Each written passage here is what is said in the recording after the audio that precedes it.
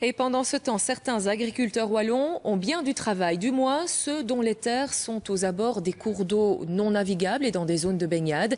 Ils doivent clôturer les prés pour le 31 mars. Explication et exemple à Othon, Céline Liégeois. Othon, son kiosque, son pont et sa zone de baignade très prisée durant l'été. Pour garantir et protéger la qualité de l'eau, plus question pour les vaches de brouter au bord des rivières. Les bactéries, les micro-organismes qui sont présents dans les matières fécales se retrouvent dans le cours d'eau et peuvent avoir des conséquences sur la santé publique pour les baigneurs qui viennent ici dans la zone de baignade.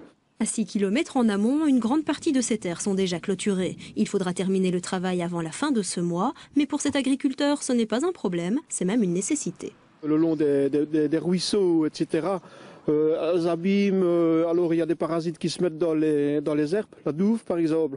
Donc il faut traiter le bétail en hiver contre des parasites qui ne seraient pas présents si c'était clôturé. Pour que les vaches puissent s'abreuver sans se servir directement dans l'ourte, il a fallu investir dans une pompe à museau et quelques centaines de mètres de clôture seront encore nécessaires pour la qualité de l'eau, mais aussi pour lutter contre l'érosion des terrains. En piétinant, les vaches dégradent les berges qui s'érodent et la rivière ne cesse de s'élargir. Quand on voit la largeur maintenant de l'érosion, à place atteint 6 mètres, qu'un ruisseau normal, normalement c'est 1 mètre, 1 mètre 50.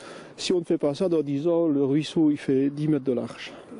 Au total, 150 km de berges wallonnes doivent être clôturées dans les zones de baignade et en amont de celles-ci.